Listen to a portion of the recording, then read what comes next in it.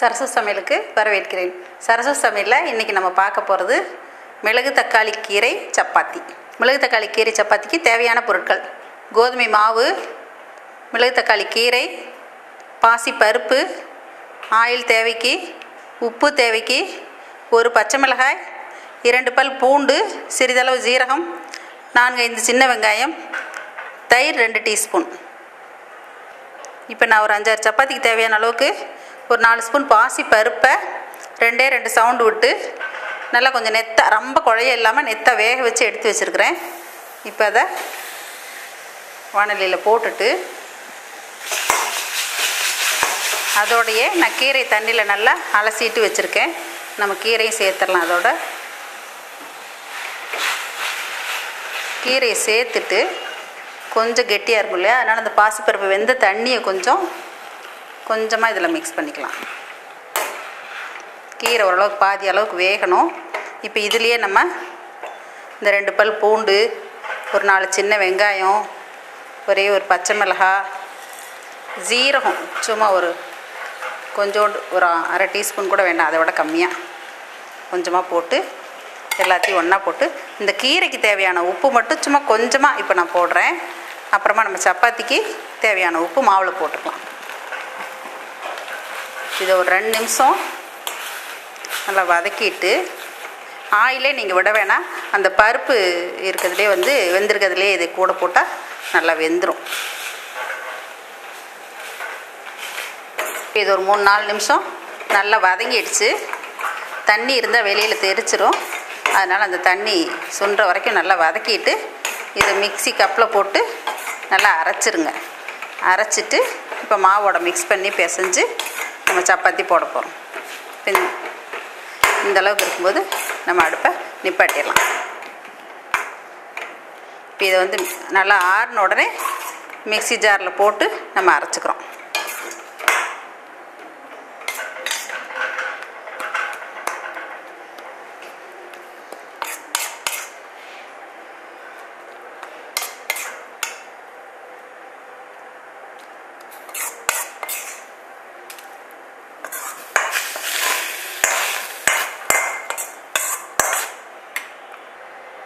இப்போ இந்த கீரை பாசிப்பருப்பு வெந்த கலவையை மிக்சியில் ஆற வச்சுட்டு மிக்சியில் நம்ம அரைச்சி எடுத்துக்கிறோம். அது இப்போ ஒரு பாத்திரத்தில் போட்டுட்டு இப்போ அடுத்ததாக கோதுமை மாவு இதில் மிக்ஸ் பண்ணுறோம். ரெண்டையும் மிக்ஸ் பண்ணிவிட்டு நம்ம கீரைக்கு தேவையான உப்பு மட்டும்தான் போட்டிருக்கோம். இப்போ இந்த சப்பாத்திக்கு தேவையான உப்பையும் நம்ம இதில் கலந்துட்டு அதுக்கப்புறமா தயிர் 2 ஸ்பூன் இதில் தேவைப்படுறவங்க கலந்துக்கலாம். அதனால் சாஃப்டாக வரும் தயிர் கலந்துட்டா. அதுக்கப்புறமா நல்லா மாவை பிசைஞ்சிட்டு சப்பாத்தி போட வேண்டியதுதான். பாசி பருப்பு வெந்த தண்ணியை நான் எடுத்து வச்சுருக்கேன் கொஞ்சம் தனியாக. இப்போ அதையும் சேர்த்து இந்த சப்பாத்தி மாவுக்கு மறுபடியும் தண்ணி தேவைன்னா ஊற்றி பிசைஞ்சுக்கலாம். இப்போ நல்லா இது கீரை மாவு எல்லாம் சேர்ந்து இப்போ சப்பாத்தி மாவு பக்குவத்துக்கு வந்துருச்சு. இப்போ இதை நம்ம மாவு வச்சு திரட்டி சப்பாத்தி போட போகிறோம். இது பிசைஞ்ச உடனே போட்டாலுமே நல்லா சாஃப்டாக இருக்கும். இதுக்கு காரம் வேணுங்கிறவங்க நான் 2 பச்சை மிளகாய் போட்டு அரைச்சிருக்கேன். இதுக்கு காரம் வேணுங்கிறவங்க நீங்கள் மிளகாத்தூள் கூட போட்டுக்கலாம், ஜீரகத்தூள் போட்டுக்கலாம். டேஸ்ட்டுக்கு நீங்கள் எல்லாமே மிக்ஸ் பண்ணிக்கலாம். இப்போ கீரை சப்பாத்தி போடலாம்.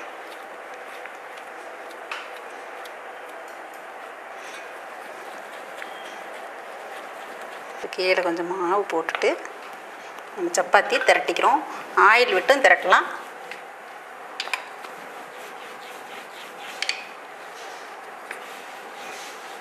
மிளகு தக்காளி கீரை, வல்லாரக்கீரை, அடுத்து பொன்னாங்கண்ணி கீரை, இதில் எல்லாமே கூட நீங்கள் இந்த சப்பாத்தி ட்ரை பண்ணலாம், நல்லா வரும்.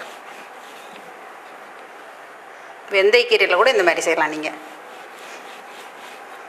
இந்த மாதிரி தேய்ச்சிட்டு திருப்பி ஒரு தடவை இப்படி மடித்து போட்டுட்டு தேய்ச்சிங்கன்னா சப்பாத்தி நல்லா சாஃப்டாக கிடைக்கும்.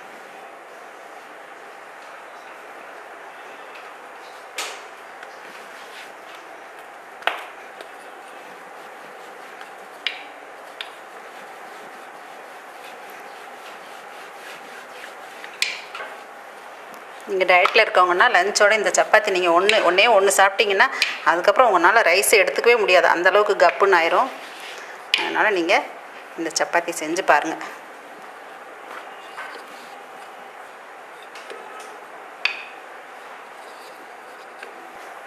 கல் நல்லாவே காஞ்சிருச்சு.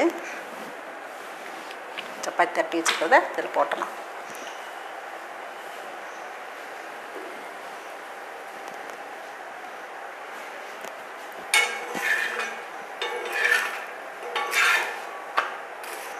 சப்பாத்தியெல்லாம் போட்டோன்னு வந்து பிரட்டி பிரட்டி போட்டுகிட்டே இருந்தால் தான் கருகாமல் வரும்.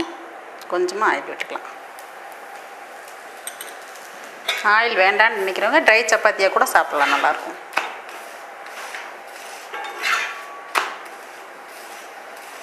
இந்த கீரை மிளகு தக்காளி கீரையோட அந்த கசப்பு வல்லாரைக்கீரை இதெல்லாம் போட்டு இந்த மாதிரி செய்யும்போது அந்த கசப்பு தெரியாமல் இருக்கிறதுக்காக தான் நம்ம வந்து அந்த பாசி பருப்பு இதெல்லாம் போடுறோம். அதனால் இந்த மாதிரி போட்டு கொடுக்குறப்ப கசப்பே தெரியாது.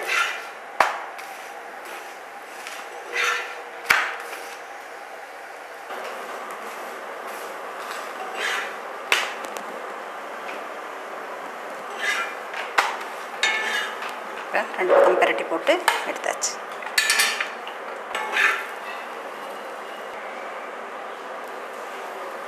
கொஞ்சமாக ஆயில் விட்டுட்டு இந்த மேலால் மாவு வச்சு தேய்க்கிறனால மாவு இருக்க மாதிரி இருந்துச்சுன்னா அந்த கரண்டியோட அடிபாகத்தை ஸ்பூனோட அடிபாகத்தை வச்சிட்டிங்கன்னா அந்த இது போயிடும்.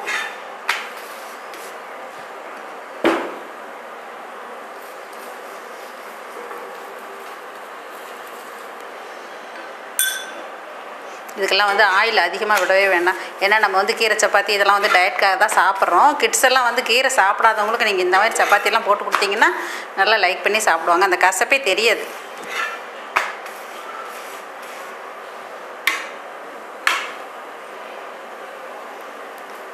இதே மாதிரி பாசி பருப்பு யூஸ் பண்ண மாதிரி பாசி பயிரை நம்ம முளைக்கட்டி வச்சுட்டு வேக வச்சு அரைச்சும் நம்ம சப்பாத்தி பண்ணலாம். அது இன்னும் நல்ல சத்து.